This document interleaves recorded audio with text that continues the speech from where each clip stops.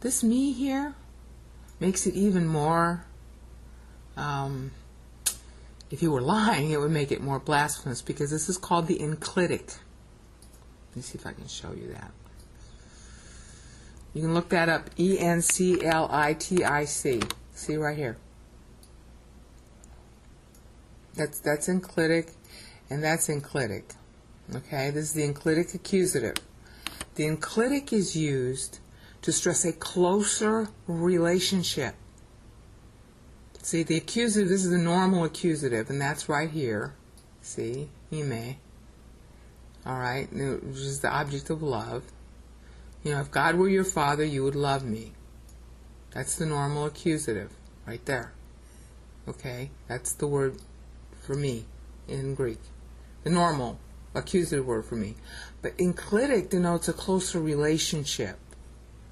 Okay, he's claiming intimacy. This word ekainos is saying is a claim of intimacy because he's either being very rude or he's very close. This is the enclitic me. See right here. You can look up Thayer's on your on the internet. Thayer's lexicon is on the internet. Okay, and then this is our friend apostellw again.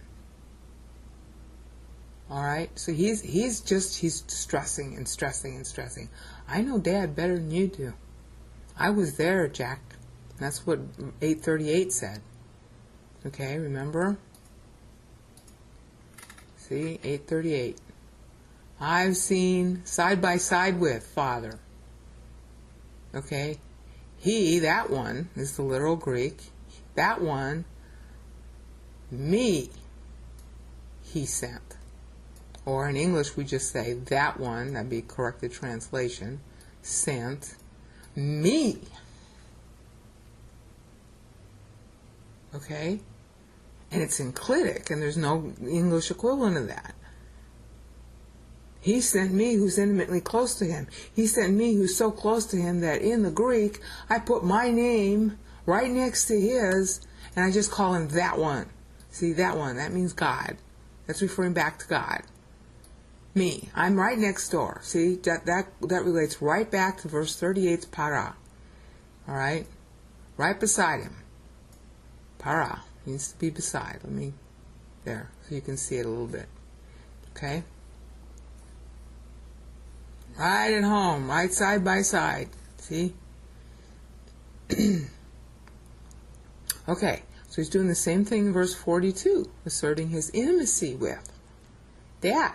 That one. See, you're seeing Thayer's lexicon this time instead of BDAC. Me, enclitic. Not the normal accusative, but the enclitic, denoting greater intimacy, greater connection.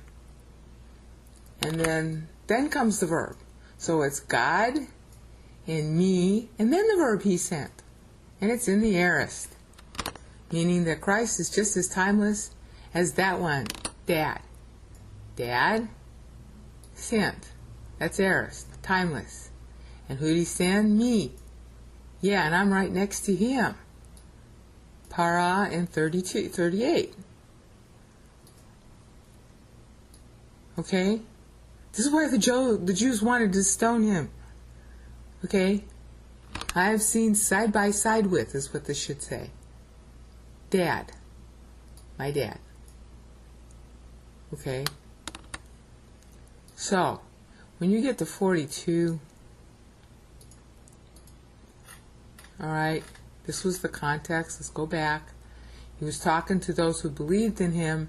The naysayers come up and say, "We're Abraham's descendants. We've never been enslaved." Then he explains what kind of slavery he's talking about.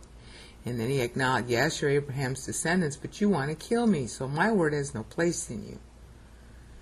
I speak the things which I have seen side by side with Dad. But you guys speak what comes out of your dad, meaning that they're illegitimate. They aren't legitimately from God. And then they say, walking right into the trap, Abraham is our father. Jesus said, really? Okay, if you're Abraham's kids, why aren't you doing what Abraham did? But instead, you're seeking to kill me. Abraham didn't do that.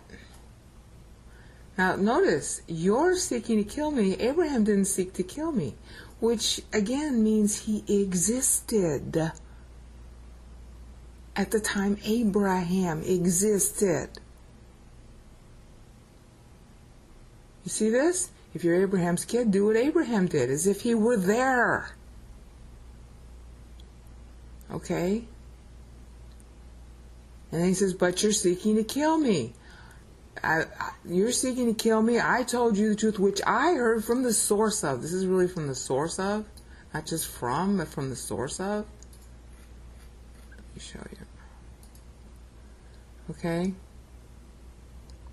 Para again. Same as verse 38. Side by side with. So it's not just from, it's side by side with God. Same preposition as in verse 38. And Abraham didn't do that. And he's stating it as a fact. Apostellw. Aorist. Abraham didn't do that. He's talking as if he were there at the time that Abraham were there already, and they're not getting it. They're not picking up on that. Okay? You see where this is leading? You see how these little words in Greek tell you big things? And so now, we're in this war about who's my dad. Abraham's my father. Yeah, huh? Oh, but you're doing the deeds of your real father, who's the devil. Of course, see, right here, your father, the devil. See, he was giving them a chance to sort of wake up and smell the coffee, and they're not doing it. It's kind of like talking to some people in YouTube comments. When they say something stupid, and you try to be nice at first, and then they get dumber and dumber, and you finally have to slap them. Okay? You're seeking to kill me, and this isn't a man. This is very wrong. That doesn't even belong there. This is anthropon, and it doesn't have the definite article. This is anarthros. He's saying he's the unique man. There's supposed to be, see, this is what a definite article looks like, and that should be tone. The male version, tone, should be right in front of anthropon, but it's not there. Okay? Tin aletheon, the truth, but this should say ton anthropon, but it only says anthropon. So he's stressing that he's the man. So this should actually be capitalized. This word a doesn't belong in the text at all, period. There's no such thing. So you seek to kill me, enclitic again. You seek to kill, that's to kill, the man who the truth to you speaks. Okay? Spoke. And what truth is that? The truth I heard side by side with para tuteu, dad. Abraham didn't do that. As if he were there then. Do you get it? This is a factual statement. And it's in the aorist. Abraham didn't do that. See, because it's a time in the past when Christ shouldn't have even been alive. See, that way you can better follow why they get so upset with him. Alright? So, this ticks them off. Alright? And again, from, just like in verse 38, he's saying, para. I was there side by side with God. I saw what Abraham was doing. Abraham didn't do what you're doing. So, conclusion, the Lord is still talking. You're doing the deeds of your father, but not my father.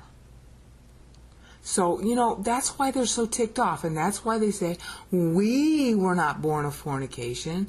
We have one father. In other words, we were not born of fornication like you were. We have one Father, God. See how proud they are of themselves? And that's where verse 42 is coming from.